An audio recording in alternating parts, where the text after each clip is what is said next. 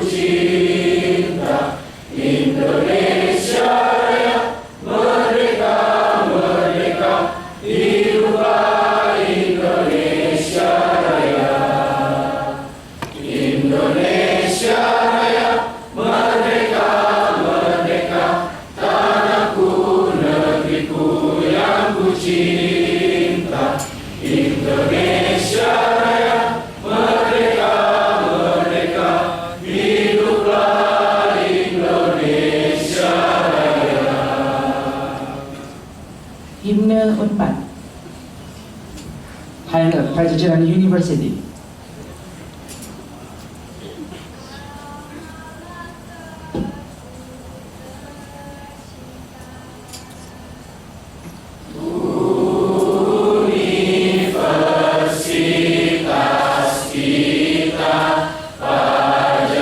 Padjadjaran tempat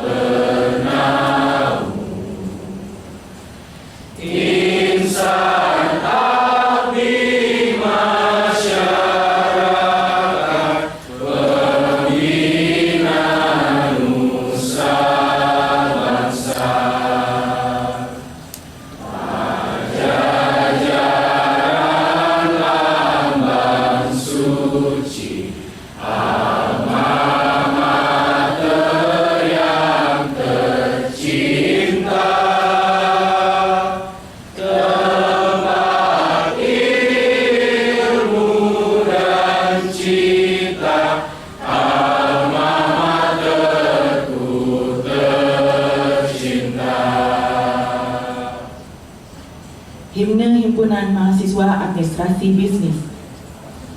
Have a community of student of business administration.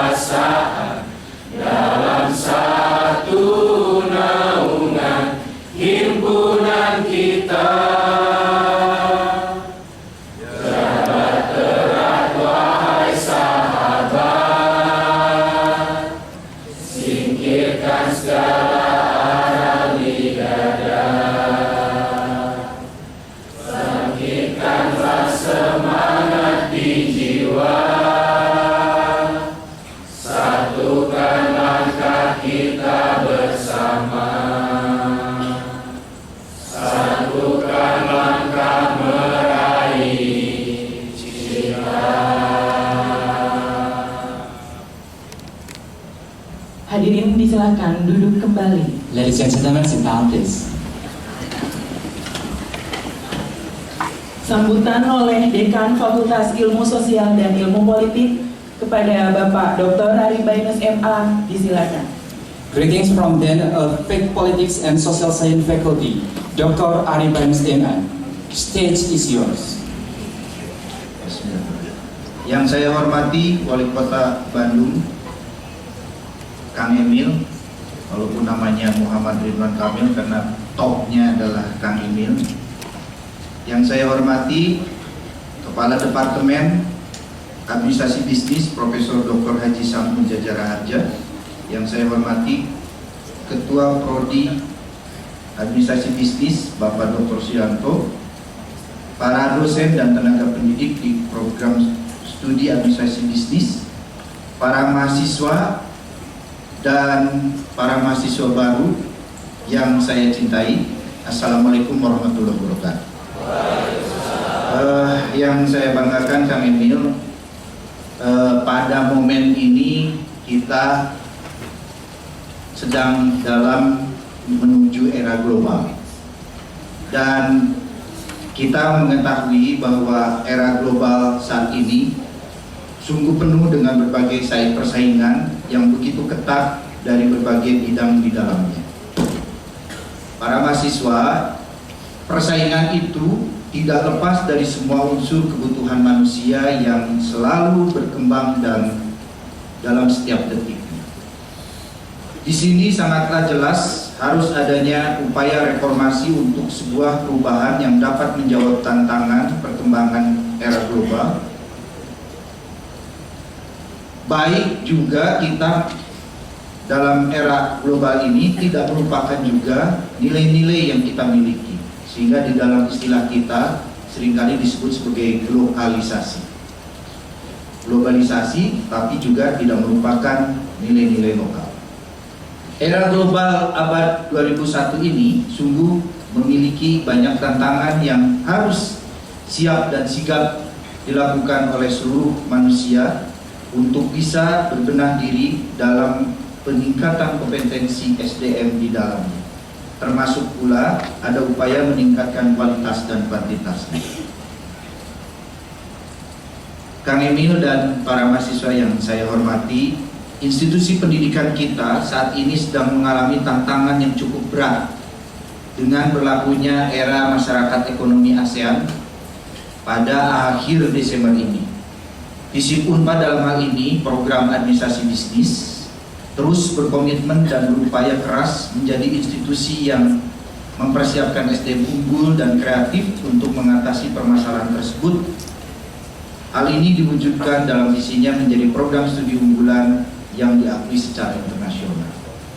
Selama ini Prodi Administrasi Bisnis sudah memperoleh akreditasi nasional Ban PT dengan nilai A. A+ untuk prodi. Dan secara terus mengupayakan peningkatannya, terutama dalam menuju akreditasi internasional. Upaya ini memerlukan rencana aksi yang nyata melalui berbagai implementasi program yang berkualitas. Salah satu kegiatan yang memiliki nilai strategis untuk meningkatkan kualitas mahasiswa dan calon lulusan adalah dengan menyelenggarakan kuliah perdana ini oleh para pakar, para praktisi, pengambil keputusan yang berpengalaman dan memiliki integritas yang kuat terhadap perkembangan dunia pendidikan. Dalam hal ini, hadirnya di tengah-tengah kita Kang Emil yang merupakan salah satu tokoh inspiratif terutama bagi Kota Bandung dan kita semua di dalam dunia pendidikan menjadi sangat penting bagi institusi FISIP Unpad maupun prodi administrasi bisnis. Oleh karena itu mohon nanti disimak dengan baik apa yang menjadi pencerahan buat kita bersama, terutama buat tenaga pendidik maupun mahasiswanya. Mudah-mudahan para mahasiswa maupun tenaga pendidik pada prodi administrasi bisnis yang di dalam kurikulumnya adanya konsentrasi industri bisnis atau bisnis kreatif dapat belajar dan dapat memperoleh pencerahan dari beliau. Sekali lagi saya sampaikan bahwa beliau itu mempunyai keterikatan moral dengan FISIP karena ayah beliau adalah seorang tenaga pendidik di fakultas kita juga. Jadi Kang Emil tak akan pernah melupakan FISIP kalau bagaimanapun. Yang kedua, saya ingin mengungkapkan juga bahwa pertemuan kami dengan Kang Emil, khususnya saya, itu tidak sengaja ya. Saya berkali-kali menjadi seorang panelis gitu ya. Kebetulan panelis gubernur, beliaulah menjadi moderatornya, tapi belum jadi apa-apa waktu itu. Setelah itu saya juga menjadi panelis untuk beliau ketika jadi calon wali kota. Dan alhamdulillah ternyata Kang Emil dapat dipertemukan menjadi seorang pemimpin kita bersama, yang tentunya ini menjadi berkah luar biasa buat kita semua bahwa Kang Emil bisa hadir dan keluarga kita menjadi seorang wali kota yang kita banggakan bersama. Karena kalau bagaimanapun prestasi Kang Emil baik sebelum maupun sesudah menjadi wali kota sangat membanggakan. Ya, banyak prestasi yang beliau raih baik di dalam maupun di luar. Demikian sambutan saya selaku Dekan FISIP Unpad. Atas berkenannya Kang Emil untuk menghadiri undangan ini, kami ucapkan terima kasih. Untuk itu jangan bosan-bosan Kang Emil menghadiri kegiatan-kegiatan kami di Fakultas Ilmu Sosial dan Politik. Akhirul kata, wassalamualaikum warahmatullahi wabarakatuh.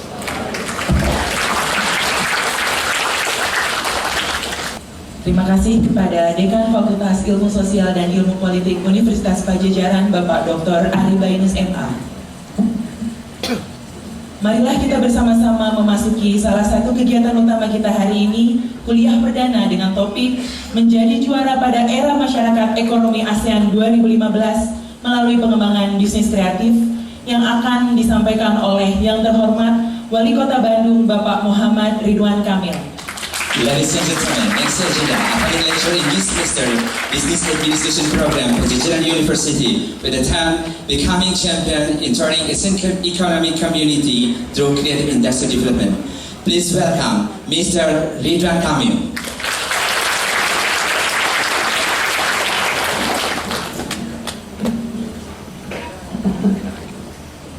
Bismillahirrahmanirrahim. Assalamualaikum warahmatullahi wabarakatuh. Sampurasun. Good morning to all of you. Karena katanya ada 20 mahasiswa asing tuh. May I know student from overseas? Raise your hand. Okay. So I combine my lecture, some Indonesian, some in English. Yeah? The picture will speak for itself. Or I can speak Chinese, some mix Indonesian and English. Yang terhormat Bapak Dekan Visip Unpad, Pak Ari, sahabat saya dalam membangun peradaban Kota Bandung, Profesor Dr. Samun Jaja Raharja, Kepala Departemen Administrasi Bisnis, guru kita bersama, Pak Dr. Suryanto selaku Koordinator Program Studi Administrasi Bisnis, dan tentunya para hadirin sekalian yang saya hormati. Topiknya adalah tentang ekonomi kreatif dalam menghadapi masyarakat ekonomi ASEAN. Tampilin karya-karya saya dulu. Bukan, saya ingin menceritakan karena saya datang dari dunia itu, gitu ya. Jadi sebelum jadi wali kota, saya itu adalah arsitek, ya.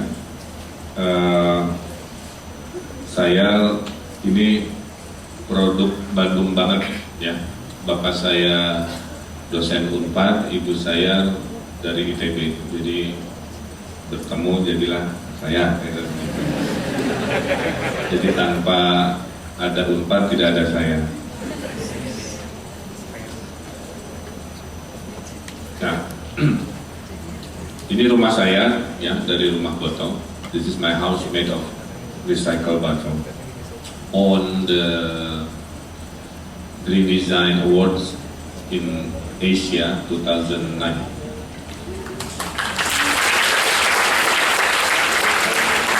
We recycle 30,000 botol.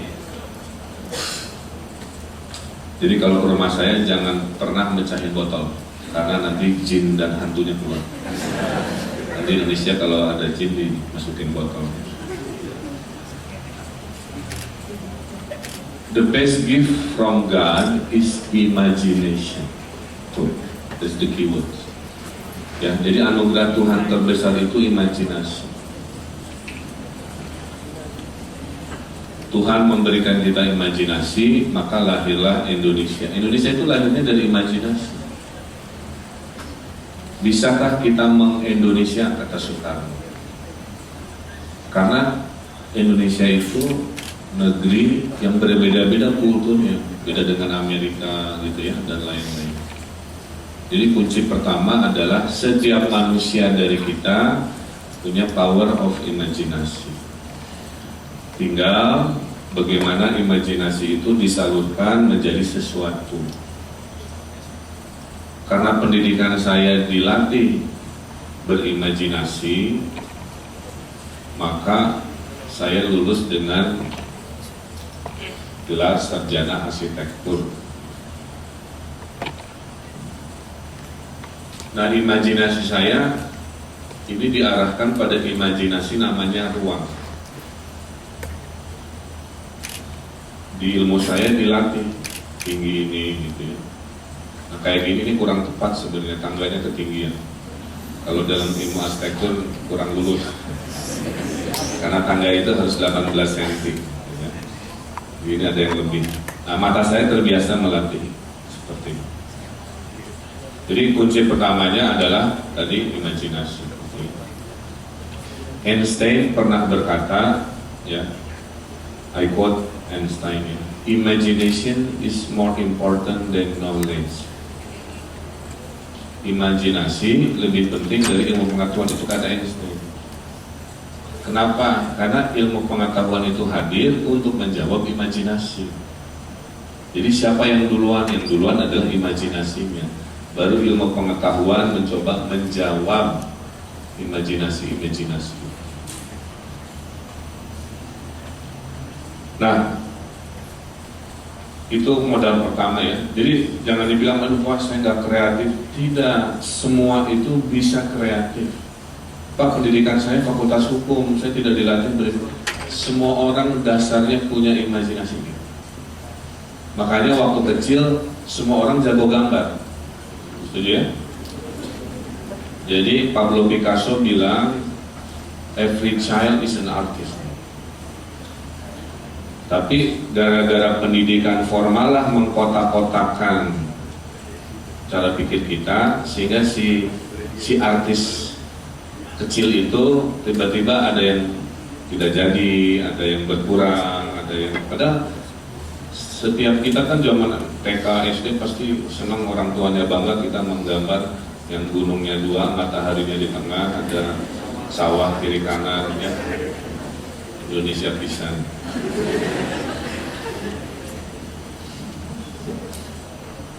Jadi saya ingin menunjukkan bahwa pada dasarnya kita punya modal dasar itu. Berikutnya adalah kreativitas. How to expose creativity, ya. Kreativitas itu, to be creative is not a gift, ya. Jadi jangan salah, orang sering berasumsi bahwa orang kreatif itu bakat. So I don't believe that creativity is a gift. Creativity is because you exercise. Coba di Google, orang main badminton mana aja. Jadi kreativitas itu seperti main badminton. Semakin berlatih sering, kita bisa mempelajari cara nepok bola, cara berstrategi, makin mahir, ya, drop shot, backhand dan sebagainya. Sampai akhirnya kita fasih dengan yang namanya kreativitas. Kira-kira begitu. Ada orang-orang ya memang punya kelebihan dalam memformulasikan kompleksitas, itu bakat. Tapi ya poinnya semua orang itu bisa kreatif kalau sering dilatih, kayak begitu. Kayak kita tidak biasa naik sepeda lama-lama jagoan karena latihan, tidak bisa main badminton.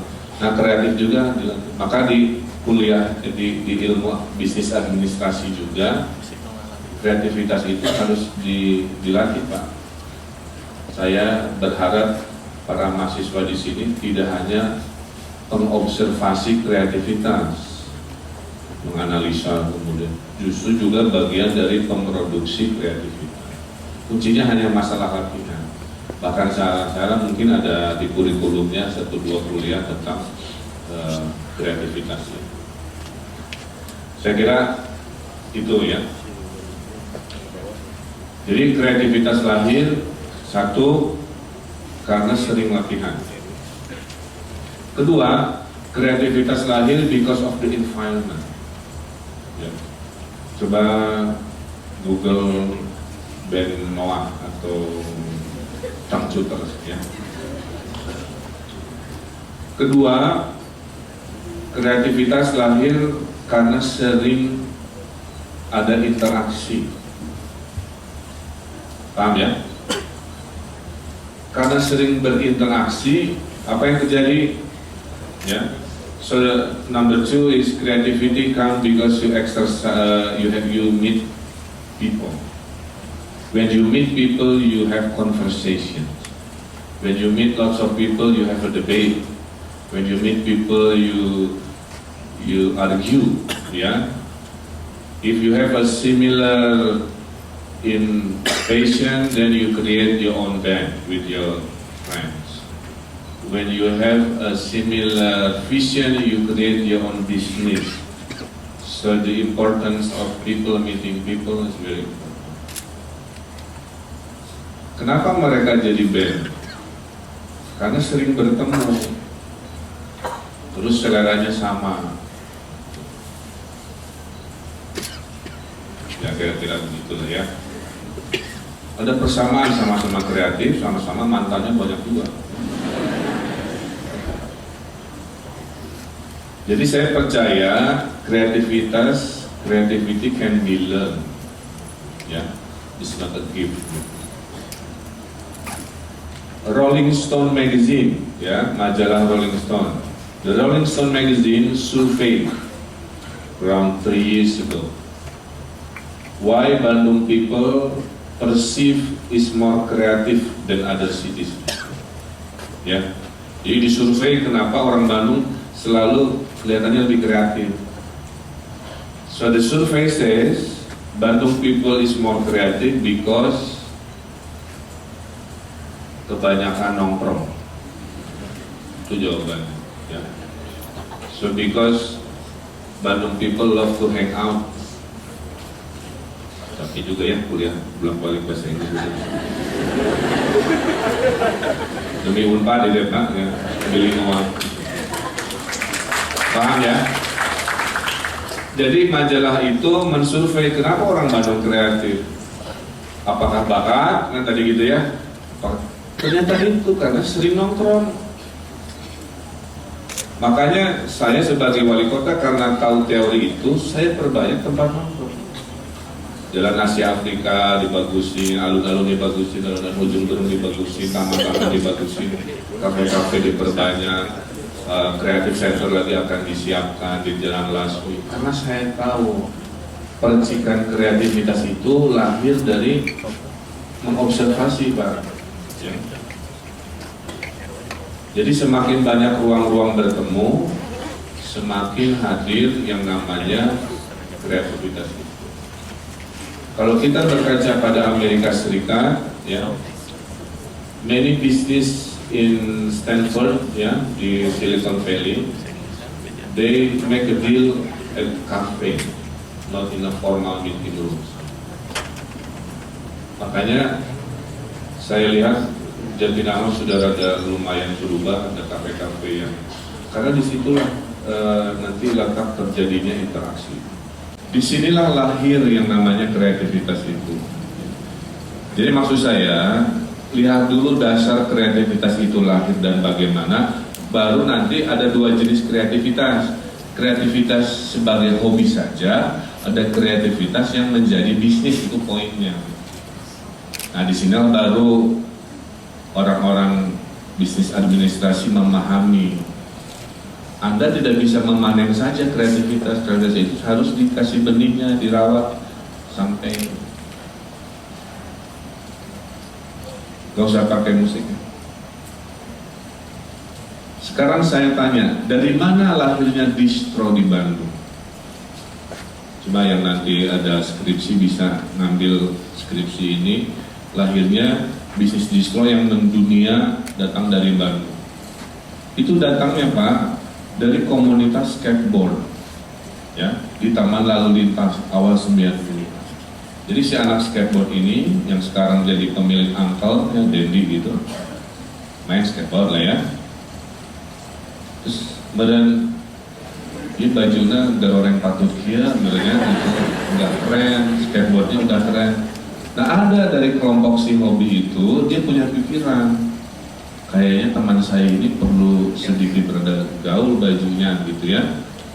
Maka akhirnya dia coret-coret, dia jual bajunya ke temennya, laku. Jadi main skateboard ini lebih pede dengan baju ekspresi anak muda. Berikutnya ternyata yang tidak main skateboard pas lihat si kaos itu, dia juga pengen beli. Kayaknya keren, gak pakai skateboard juga, pakai baju itu. Sehingga produksinya ditambah. Nah, lahirlah akhirnya, oh ternyata anak muda Bandung kalau dikasih desain keren, limited edition, ternyata marketnya ada. Maka dari kelompok skateboarder awal 90-an itulah mereka mendirikan distro-distro yang sekarang berkembang dengan hal-hal. Jadi bisa dilihat ya, dimulai dari hobi dulu. Dari hobi tiba-tiba ada kelompok dari hobi itu yang hanya melihat hobi sekadar hobi.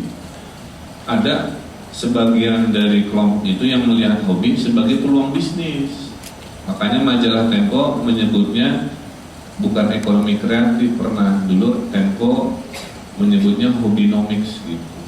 Dari hobi menjadi ekonomics ya. Itu yang saya sebut dengan nongkrong, terjadi percikan gagasan, mengobservasi. Nah, video ini adalah bagian dari proses. Saya yakin orang yang sering tadi berinteraksi sosial, satu pasti lebih kreatif, dua lebih bahagia. 2013 we survey, ya, Wood Survey. where is the happiest society in the world? Ya. Top 10 of the happiest society in the world ternyata di Latin America. Saya juga mengerti orang Brazil, orang Venezuela. Orang Indonesia rankingnya 19 dari 150 negara yang disurvei kebahagiaan. Awal bulan happy, akhir bulan sedih. Jangan gitu. Orang Indonesia. Ya. So, Car Free Night happy, lihat mantan lewat sedih lagi. Nah, mungkin itu yang bikin ranking 19 itu.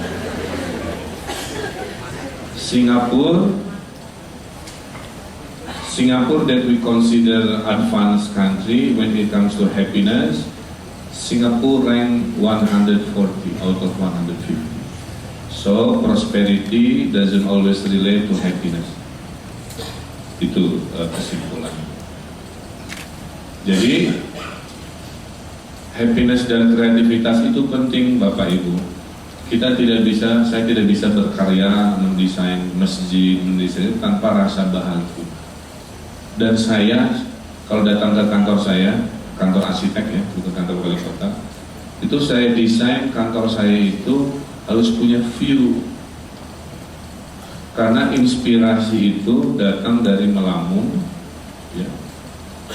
Dan ada studinya, orang yang sering melihat nature, alam, itu otaknya lebih fokus.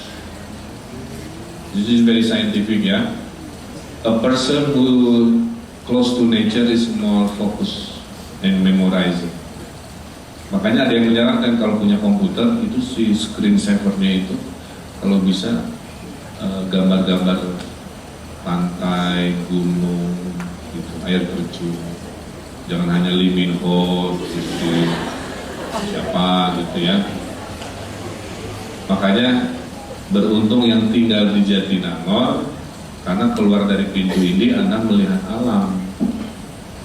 Itu beda dengan yang mungkin kuliahnya di Jakarta, buka pintu, lihat besi, lihat beton, lihat bis, lihat asap.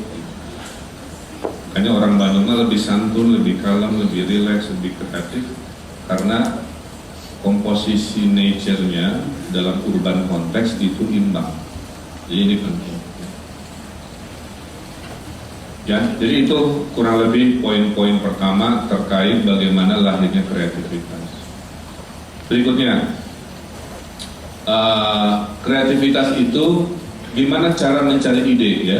Nah, ini dunia saya. Dalam mencari ide itu, yang pertama, orang kreatif itu harus gaul, be observer. Dalam syariat Islam ada ikro, itu benar. Ikro itu bisa membaca, jadi saya dapat gagasan karena baca. Ikro kedua, saya dapat gagasan karena sering traveling. Maka saya bilang, Mr. Ridwan, what is your best source of inspiration? I said traveling. So for my profession, traveling is investing. Makanya saya mengorbankan gaya hidup itu jadi wali kota, karena jadi wali kota nggak bisa pergi sembarangan. Kalau dulu waktu saya jadi arsitek, saya setahun 12 kali pergi. Ada yang bersama Sakantoren. Saya dulu ya, saya itu punya kantor, punya 70 karyawan.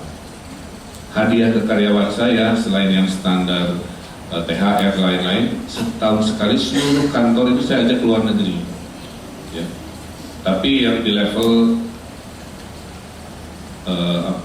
affordable airline lah, jadi yang rute-rute Air Asia gitu. Ya. Jadi setahun sekali karyawan-karyawan saya itu, Pak, saya ajak ke Vietnam, ke Malaysia, ke Singapura, paling jauh ke Korea gitu ya. Karena saya tahu pulang dari traveling, si arsitek-arsitek di bawah saya itu rata-rata lebih kreatif. Karena apa? Ikro tadi, gagasan dilihat antara dengan menghayal, ini orang kreatif dia, atau dia mengobservasi. Maka kalau saya traveling dengan kawan-kawan sekantor, saya bagi tugas. Kamu lihat gedung, wajahnya saja. Kamu lihat trotoarnya saja. Kamu lihat fashion orang-orangnya saja. Kamu lihat desain tamannya saja. Kamu lihat apa? maksudnya motret ya, di luar dia happy begitu, dia saya kasih tugas Pak, motret. Nanti pulang dari traveling jadi library kantor saya, kumpulan taman-taman di Singapura, kumpulan cara orang berpakaian, kumpulan apa, itu menjadi sumber inspirasi itu ya. Jadi orang kreatif itu tadi saya bilang dia dapat idenya dua, satu dengan melamun ya, kedua dengan namanya mengobservasi yang disebut gaul tadi. Makanya terhadap bisnis juga sama. Kalau orang nggak gaul, dia nggak bisa tahu opportunity di pasar ini apa. Makanya gaul itu penting, kata lain dari dia rajin mengobservasi. Coba macet Jakarta ya, kalau kita lagi macet tiba-tiba ada tukang bakpao, nah itu kan dia jago mengobservasi, namanya ekonomi kemacetan. Jangan salah, ekonomi kemacetan itu sekarang ada peluangnya, satu makanan, dua aqua, mineral. Teman saya lagi menciptakan peace spot Pak di mobil, karena kalau lagi macet pengen pipis susah ya. Jadi itu ada ekonomi seperti itu ya. Jadi kreativitas itu tadi saya, makanya kalau tidak gaul, tidak rajin mengobservasi, tidak rajin berinteraksi, saya tidak yakin orang itu bisa produktif menghasilkan kreativitas ya. Creativity ada dua tipe, coba yang satu Maici apa, dua tipe kreativitas. Kreativitas itu ada dua ya adik-adik. Satu kreativitas yang memberikan nilai tambah, satu kreativitas yang menghasilkan hal baru ya. So creativity has a two form. Number one is just an added value creativity. Number two is creating new objects, new innovations. Ini dua tipenya. Jadi jangan dibilang bahwa orang kreatif itu harus selalu menciptakan inovasi baru. Ada, tapi tidak semua begitu. Kita ambil sebelah kanan Maici. Dari zaman nenek saya masih hidup, keripik pedas itu sudah ada. Kenapa di zaman sekarang dikasih brand Maici tiba-tiba jadi ngetren? Sekarang Maici udah ada di Jepang, di mana dan sebagainya. Apa di sini ilmunya? Disinilah ilmu yang namanya kreativitas nilai tambah. Kan dia bukan si Maici bukan penemu keripik pedesnya kan? Kedua, dia kenapa Maici? Karena ingin ada branding bahwa yang jadul-jadul ini bisa gaul. Kenapa enggak Mak Carolina terlalu keren, atau Cynthia atau Sofia gitu ya, ini Maici. Jadi ini menunjukkan ada rebranding. Dengan nenek-nenek aja laku kan begitu ya. Kedua, si Maici ini bikin gimmick, makanya disebut yang level pedas itu. Spicy level Maici dari 0 to 10 gitu kan ya. Kalau level 0 tidak pedas, level 1 sudah sedikit pedas, level 5 itu kalau lagi putus cinta, itu level 5 recommended. Kalau mau mencret level 10. Apa yang terjadi Bapak Ibu? Orang seru-seruan, kamu level berapa, saya level 3, kamu level berapa, saya level 7. Jadi itu yang mengenerate gimmick, yang mengenerate curiosity. Saya tanya, apakah kreativitasnya hal yang baru? Nggak ada. Dia hanya memberi nilai tambah di situ. Nah, ada tipe kreativitas yang kedua, yang ini, yang susah, yaitu kreativitas menciptakan benda baru. Negeri Indonesia, saya sampaikan, kalah di sini. Kenapa kalah? Karena menghasilkan inovasi atau kreativitas jilid 2, kita harus investasi di namanya research and development. Ya, disinilah Amerika meriset investasinya luar biasa. Coba selain Teknopolis yang ada bulat-bulat itu ya, paham ya? Jadi kalau negara tidak investasi pada riset development, pada inovasi, jangan berharap orang Indonesia bisa bikin HP, jangan berharap orang Indonesia bisa bikin mobil, bisa bikin apa, dan sebagainya. Nggak ada rumusnya. Dan itu yang membuat saya gelisah terus Pak. Saya 17 tahun keliling dunia, saya menyaksikan Indonesia ini dalam persimpangan yang salah arah menurut saya. Karena negara-negara lain fokus di situ. Nah, ya. United States of America USA itu yellow big circle. So big spending on research and development create innovations, create creative economy in return. Kira-kira begitu ya, saya Inggris. Kita cuek. Apa yang terjadi? Saya ke Korea, lantainya buatan Korea, pintunya buatan Korea, mobilnya buatan Korea, semua buatan Korea. Saya ke Jepang, semuanya buatan Jepang. Kita ke Tiongkok, semua made in China. Kita ke Jerman, semua buatan Jerman. Karena teori ini. Kita ke Indonesia, malipel di produk-produk Indonesia, kayak gitu ya, panci. Ada nggak produk Indonesia secara masif? Impor kebanyakan Pak, punten ini mah renungan saya terhadap Indonesia. HP-nya buatan orang lain. Apa yang terjadi?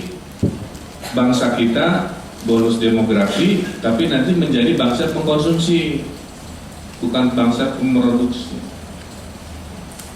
Indonesia, if Indonesia can maintain 5% growth in 15 years, 2030, Indonesia will be the 7th biggest economy in the world.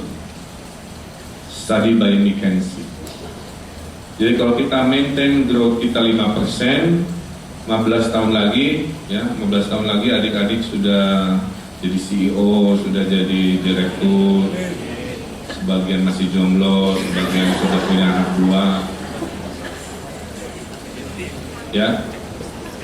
Itu kita akan menjadi the 7th biggest economy. Tapi yang saya khawatirkan adalah 7th biggest ekonominya adalah bukan ekonomi inovasi, tapi ekonomi yang sifatnya konsumsi. Karena rute menjadi Tiongkok, menjadi Cina, Jepang, Korea, Jerman, saya nggak lihat petanya Pak.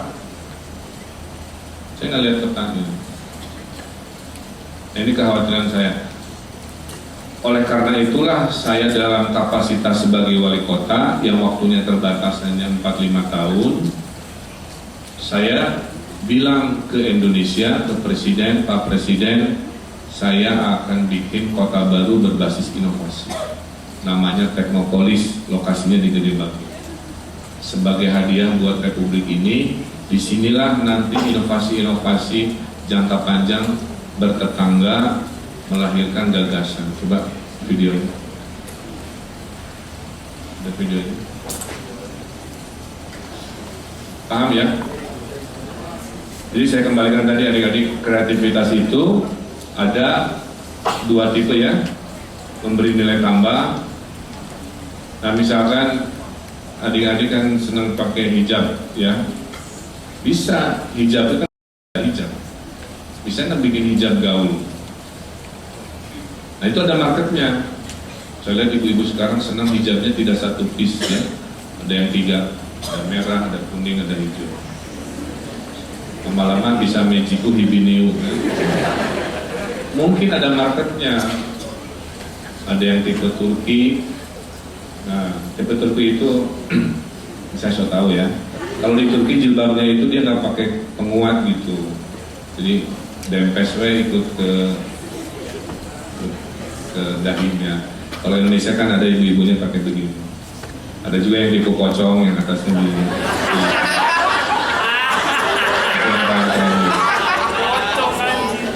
Ya, tapi kembali ke sini, poin saya adalah kegelisahan saya mendapat momentumnya.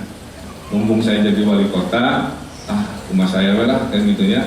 Tadinya Pak, Dede Bagi itu hanya akan dijadikan real estate Pak. Kalau dijadikan real estate dan saya wali kota setujui, apa yang terjadi?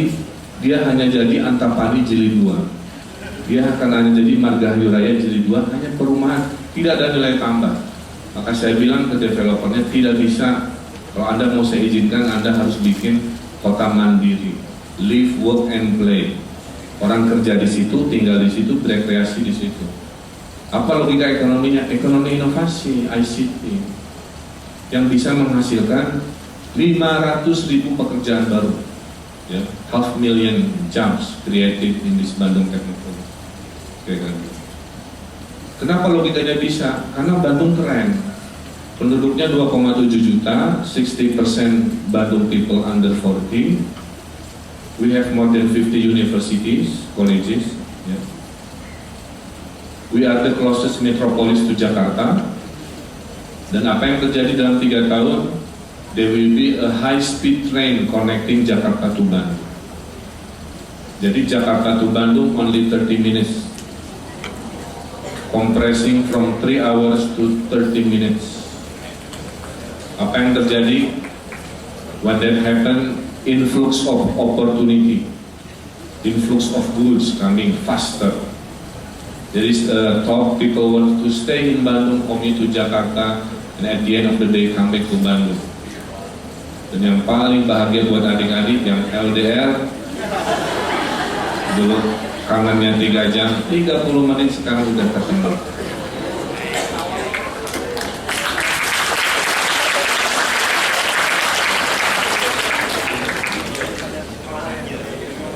Kenapa Bandung bisa menjadi basis ekonomi kreatif berbasis inovasi? Karena kita punya SDM Pak, itu yang tidak dimiliki kota-kota lain.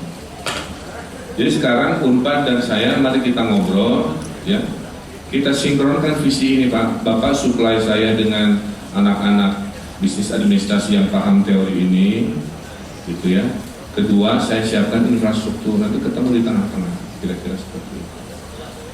Nah ini kota Bandung, ya. Jadi visi saya, kota lama ini hanya buat pariwisata, daerah Dago, daerah apa. Ekonomi barunya nanti ke Bandung Technopolis. Saya pun kantor pemerintahannya pindah ke sini. Saya akan bersama ekonomi baru itu. Yang si kota ini karena dibatasi jalan tol, dia kayak kota sendiri, terpisah dari Bandung. Mau ke Jakarta bisa lewat tol, bisa naik high speed train dan seterusnya. Jadi nggak harus lewat kota. Jadi tahun depan dimulai tahap satunya, we will make what we call startup kampung, ya, untuk anak-anak startup. Oke, cukup, ya, paham ya? Jadi itu kira-kira yang kita sebut dengan tadi the nature of creativity.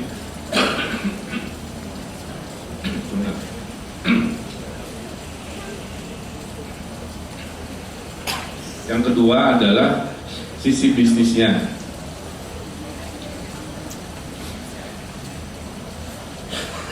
Orang kreatif kayak saya, ya, yang pendidikannya kreatif, itu adik-adik harus paham begini. Untuk berbisnis di ekonomi kreatif, adik-adik mahasiswa tidak harus ikut pendidikan kreativitasnya. Banyak justru bos-bosnya itu adalah bukan orang dari pendidikan kreatif. Tapi orang kreatif itu, dia itu ada moodnya Pak. Saya itu jangan dipaksa, Pak Wali harus keluar, Pak Wali, Pak Ridwan, tolong kasih saya ide keren, 2 jam lagi, nggak bisa, jangan dipaksa-paksa.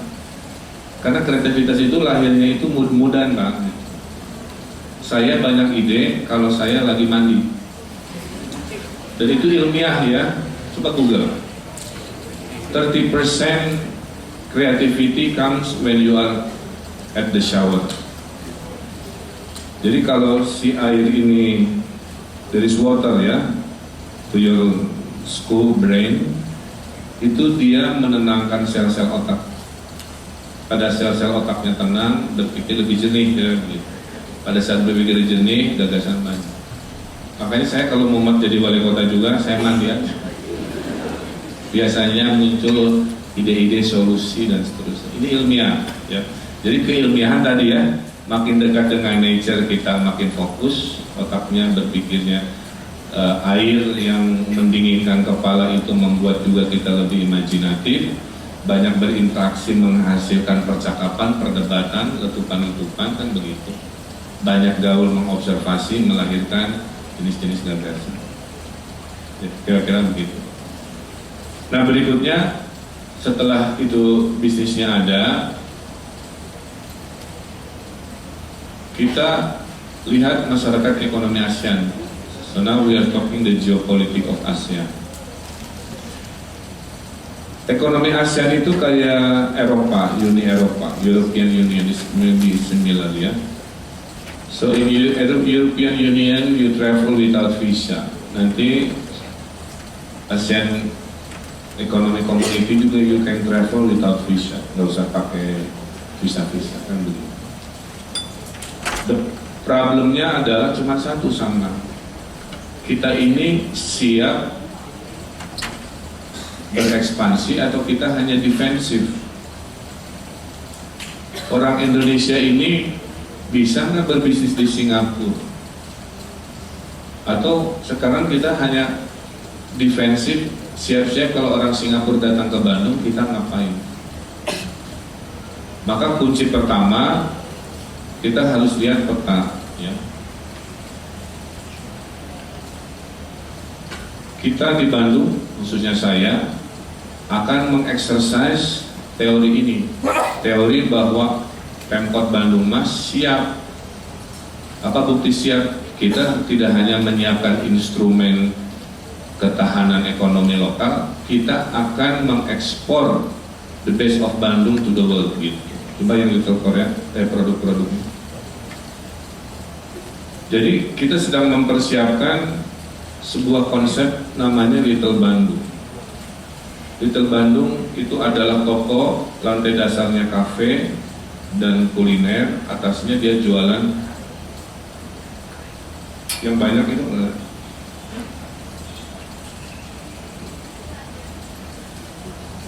ya kamu pelan-pelan aja ya, per 5 detik satu hal.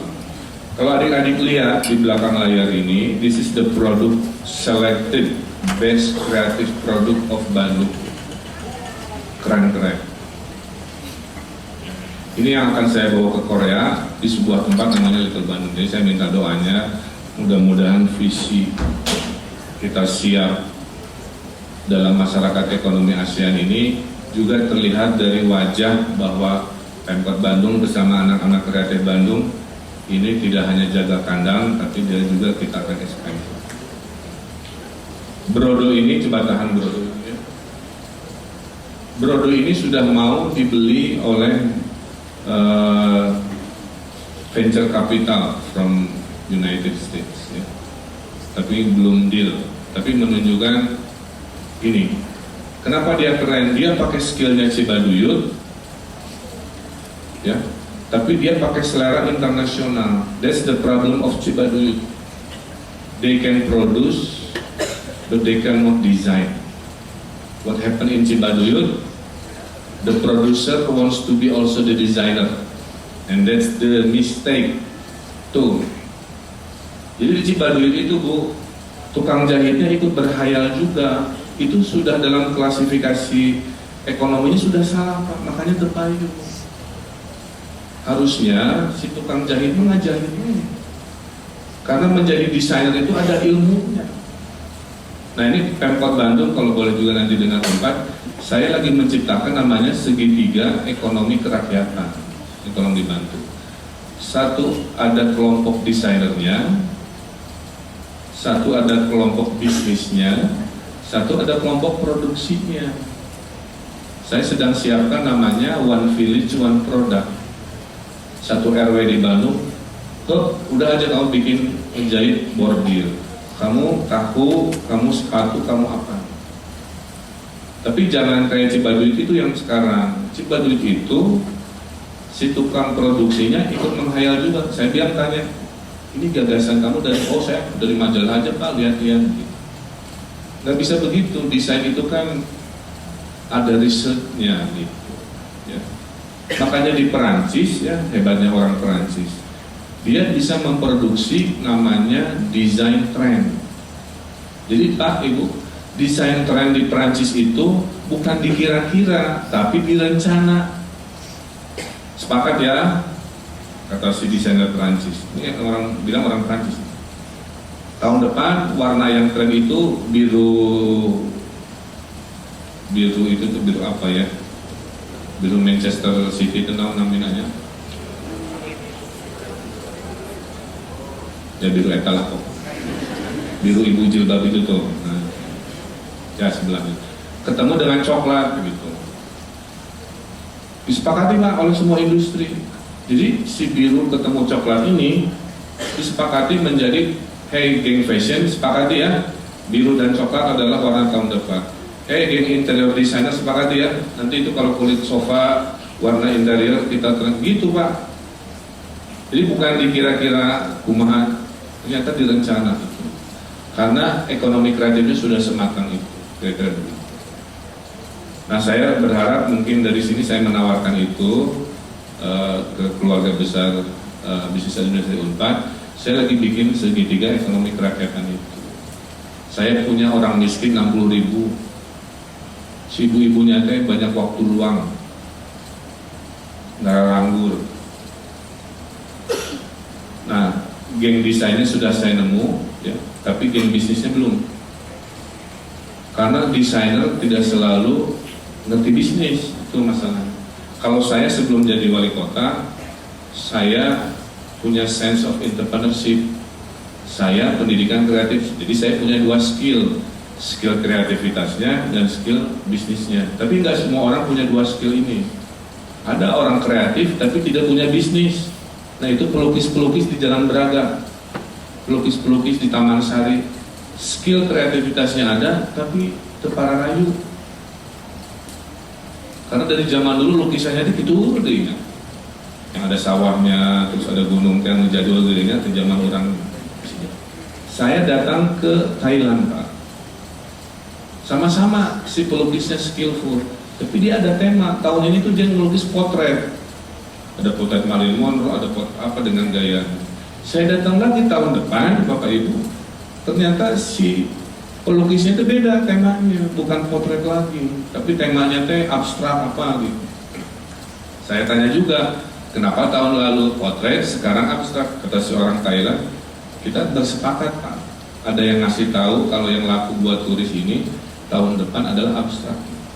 Nah, jadi salah satu rumus yang ingin saya bawa terhadap ekonomi kreatif, udah ketemu, kita belum punya ekosistem itu, produksi, bisnis, dan imajinasinya. Karena banyak orang Bandung jago berimajinasi, jago berkreasi, tidak bisa menjualnya. Saya pernah beli 4 lukisan bukan karena saya suka Pak, karunya Pak Wali, anak saya mau sekolah di Jogja, ini lukisan saya, ini pelukis di Babakan Siliwangi, saya beli, udah karunya gitu. Nggak saya pasang, udah cocok. Tapi karunya, Pak Wali istri saya sakit, tolong beli lukisan saya beli. Ya, paham ya?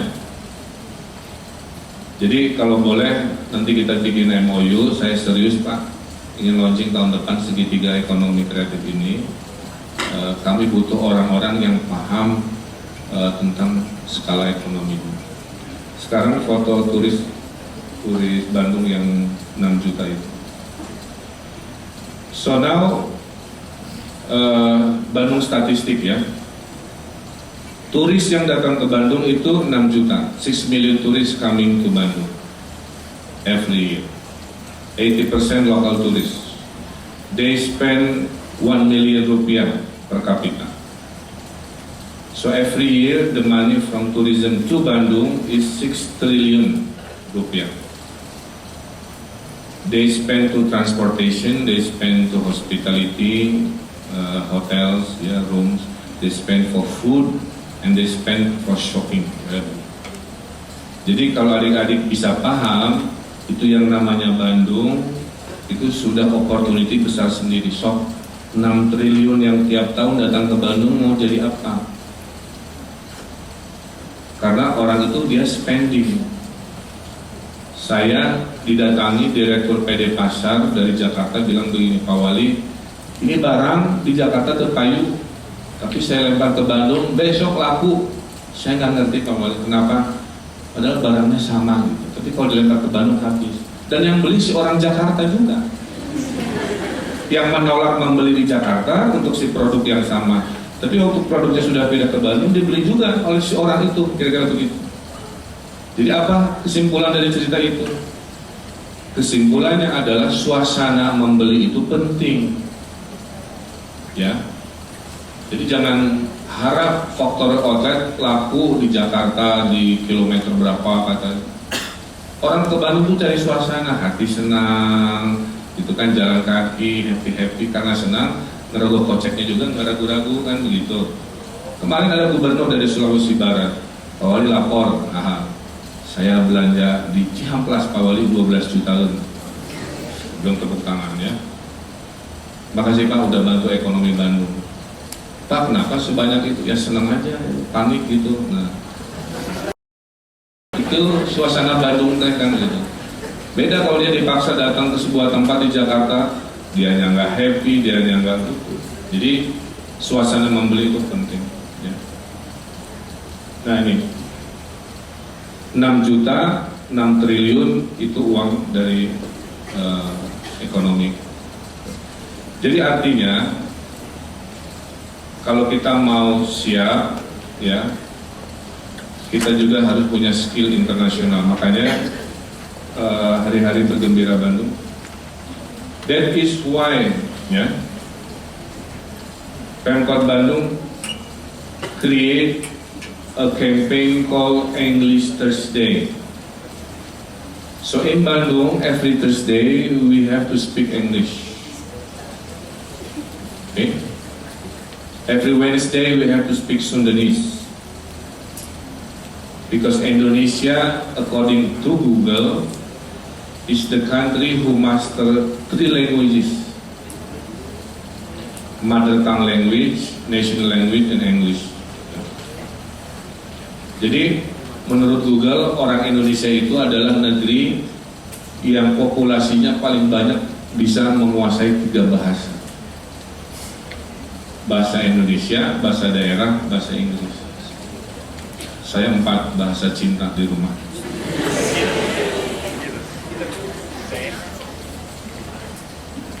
Makanya jangan ada warga Bandung yang nggak bisa bahasa Inggris.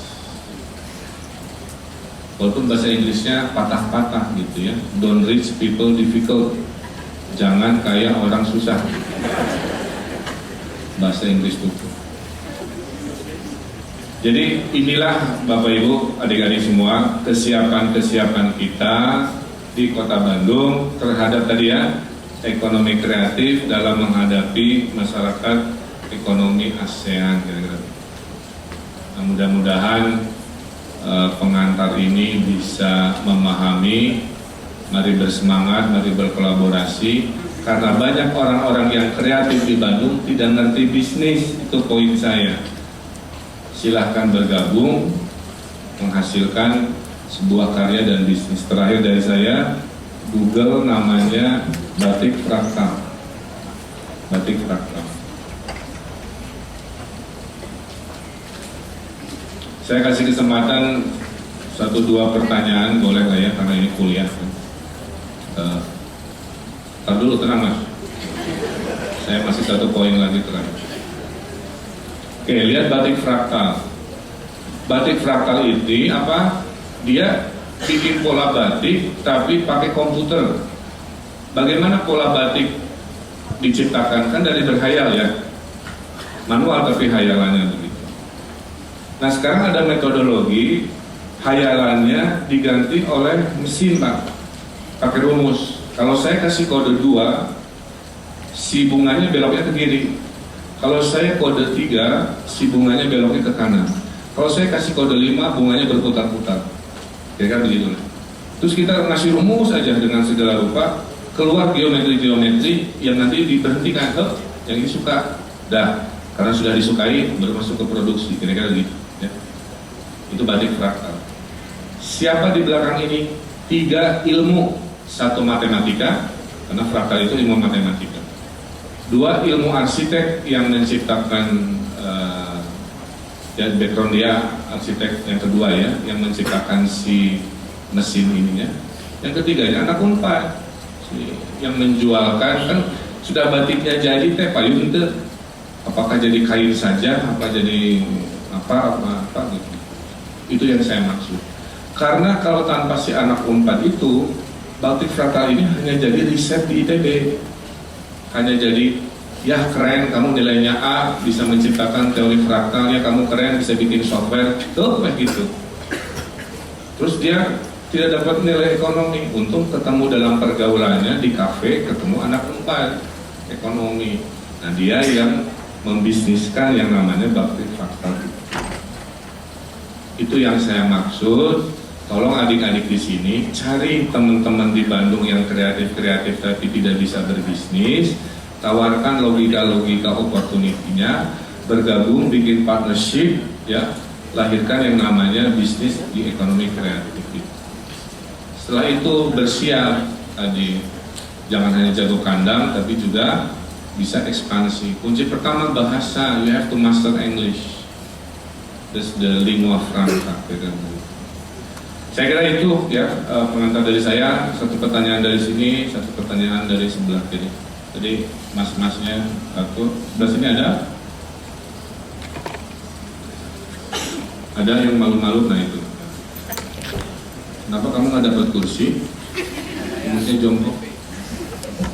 Akang dulu sekarang.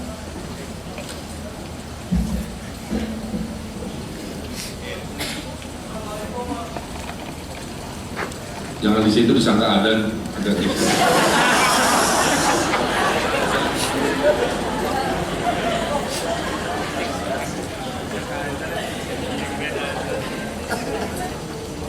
Ya, mbaknya juga ke depan aja biar menghemat waktu, biar nanti bonusnya foto-foto sama saya.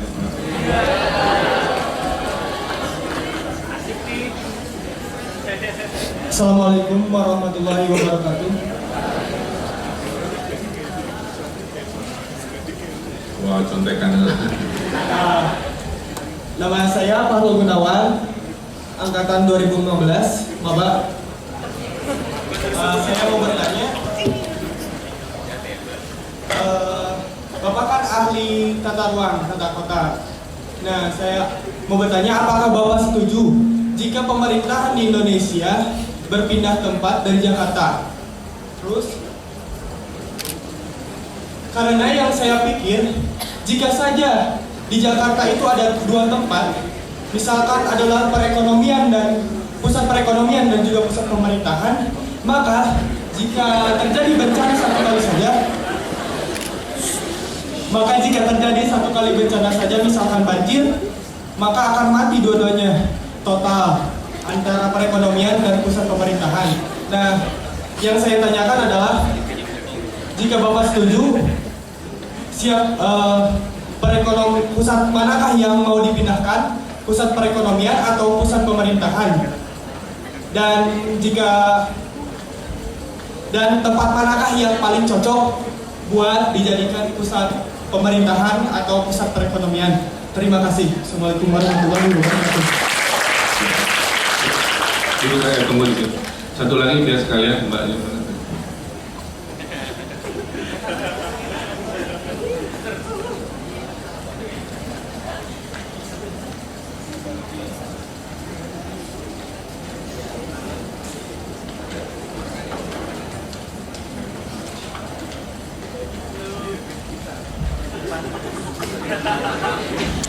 Halo Pak. Ini juga jangan terlalu tenang. Tarik nafas. Saya Eba dari 2014. Bukan pertanyaan sih mungkin kayak tadi, tapi kayak lebih ke pernyataan, soalnya kayak ya udah pengen ngomong gitu.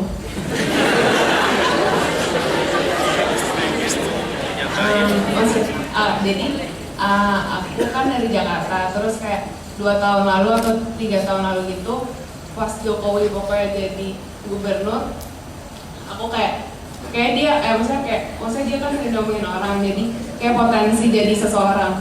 Terus jadi aku kayak mau bikin surat gitu buat dia sebelum dia jadi orang gitu.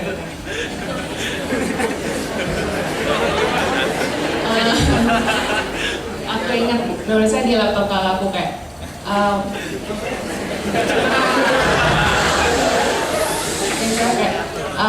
halo Pak Joko Widodo, saya dari sini.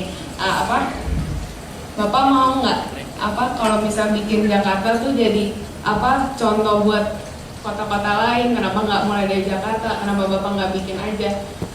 Jadi kayak coba aja bikin duluan, jadi biar bisa dicontoh lain. Nah, saya bilangnya bikin aja kayak taman, soalnya taman di Jakarta banyak, tapi jadi tempat kayak mesum atau kayak tempat nggak jelas nongkrong aja. Soalnya saya ngeliat kalau di Beijing itu tamannya tuh kayak misalnya taman buat orang tua, jadi ada batu-batu terus buat olahraga para orang tua. Ya, kenapa nggak bikin aja di Jakarta biar buat contoh-contoh lain? Terus tiba-tiba dia udah jadi presiden, kayak tulisan saya juga nggak tahu mau ngirim ke siapa sih, saya juga nggak ada link, tapi kayak berangan-angan kayak kirim aja gitu. Terus jadi Bapak bikin taman segala macam. Oke, pas saya deg-degan. Saya lihat sana.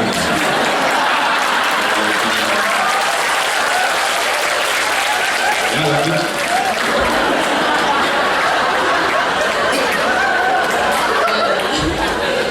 Itu saya pas lihat Bapak bikin taman-taman kayak gitu, terus jadi kayak tamannya produktif, terus kayak hebat aja, kayak ya udah gitu kok, pokoknya Bapak hebat.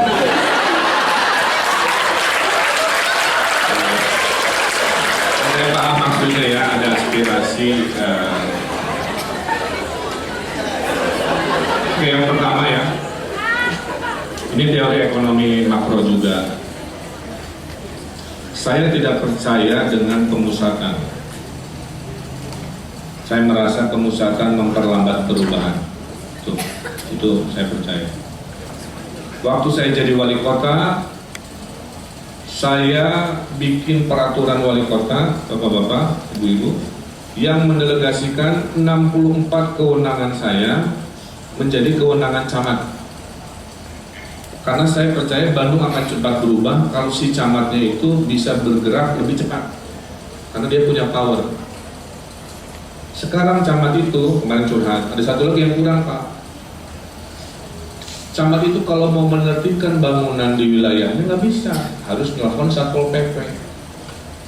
Oh, berarti ketinggalan satu kewenangan, yaitu kewenangan camat menertibkan. Bayangkan, kalau camat bisa begitu, Bandung beres cepat, nggak usah telepon. Dulu Bapak punten ya, dikit-dikit, Widi Pak Wali petunjuk. Widi Pak Wali petunjuk terus, semua minta petunjuk. Kalikan 30 kecamatan. IKTP saya di demo, Pak Wali masih ada 300.000 IKTP belum beres. Saya telah menetapkan saya nanti print besok oke, tapi itu harus dari Depdagri. Kenapa? IKTP dipusatkan lagi ke atas. Jadi poinnya adalah dari awal Jakarta itu terlalu dominan dalam mengambil peran ekonomi. Ya. Maka saya setuju penguatan di daerah, konsep desentralisasi. Desentralisasi itu dilakukan 2001.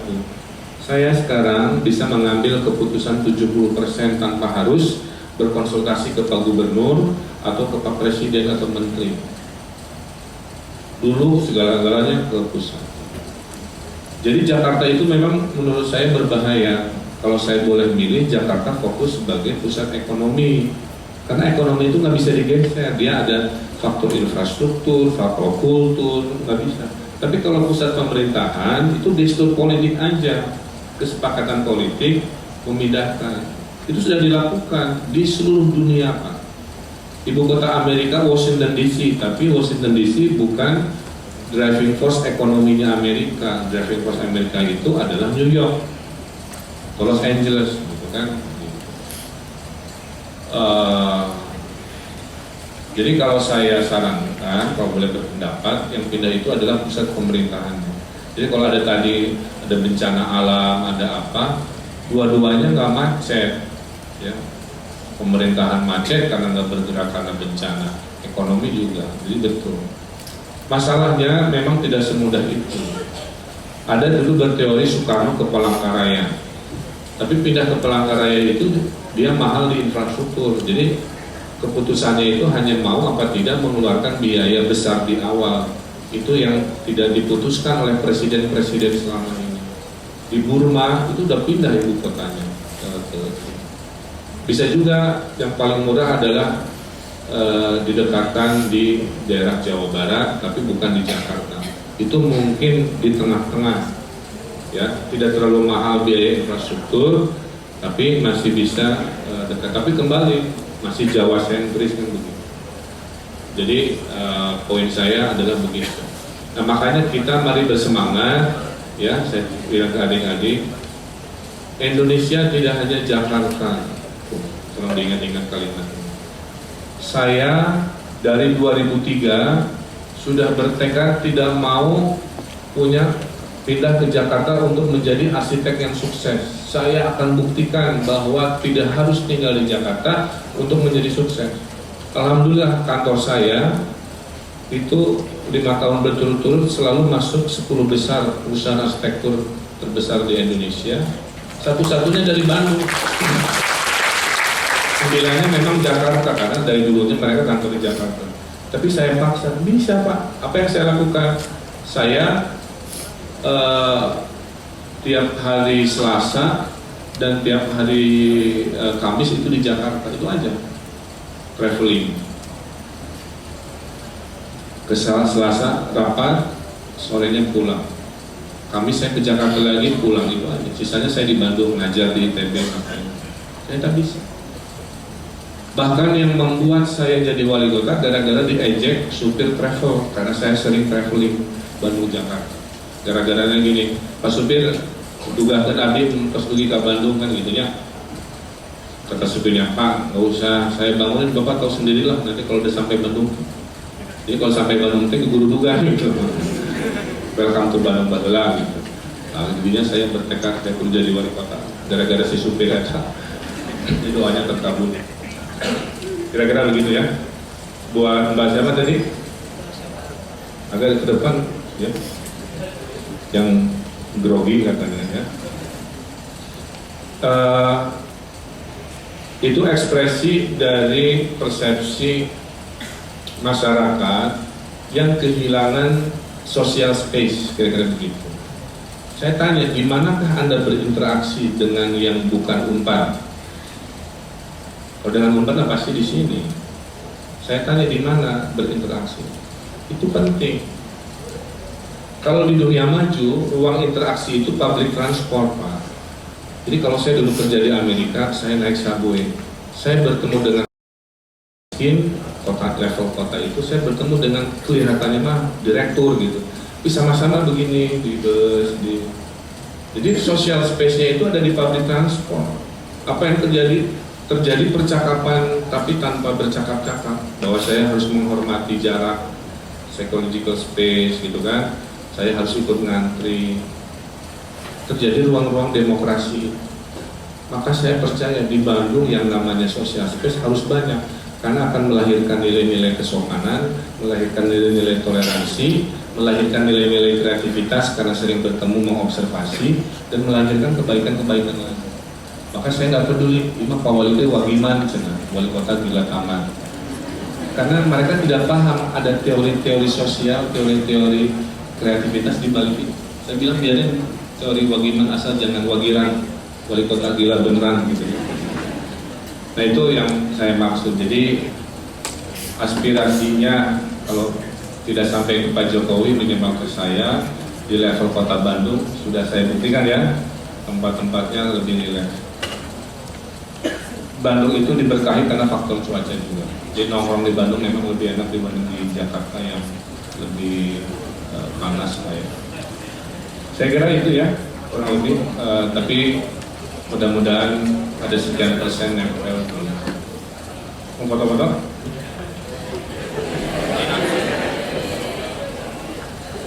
Kita susah lagi ya, harus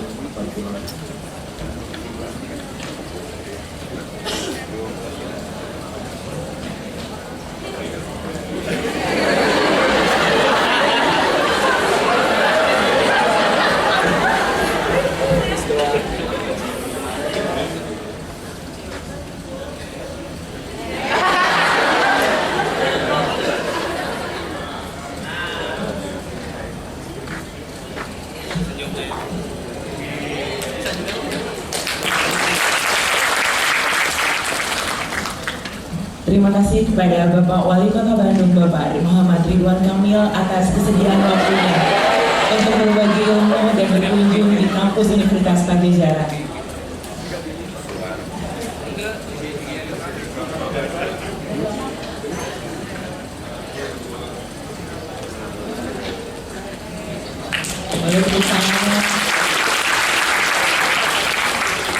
Sebagai bentuk penghargaan dan ucapan terima kasih dari Program Studi Administrasi Bisnis FISIP Unpad, mohon kiranya Bapak berkenan menerima cenderamata yang telah kami siapkan. Didampingi oleh Kepala Departemen Administrasi Bisnis FISIP Unpad, Bapak Profesor Dr. Andes Hadi Sampunjaja Raharja. Well, ladies and gentlemen, we would like to say a lot of thanks for speech from Mr. Ridwan Kamil. Next agenda, awarding specially from Prestigious University, we would like to invite Honorable Dean of Politics and Social Science Faculty, Mr. Ari Dainus, accompanied by Head of Business Administration Department, Professor Sampunjaja Raharja.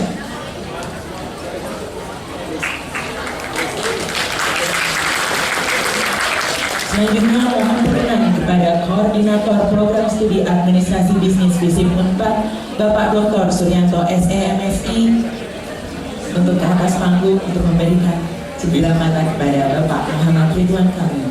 We would like invite Mr. Suryanto as Head of Major Business Administration FISIP Unpad. Selanjutnya mohon berkenan kepada perwakilan mahasiswa Exchange Participant Jaco Hennen yang didampingi oleh Presiden Direktur Himpunan Mahasiswa Administrasi Bisnis FISIP Unpad. Okay, we'd like to invite my dear exchange participant Isaac Jaco Hennen from Netherlands, accompanied by President of Himabis Pajajaran University, my dear students Ari Susanto.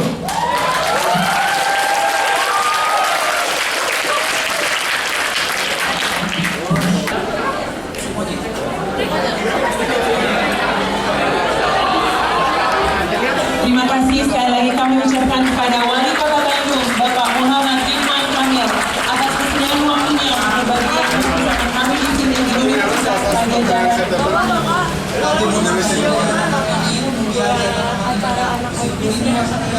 Jadi Bapak support acaranya ini bazar gitu.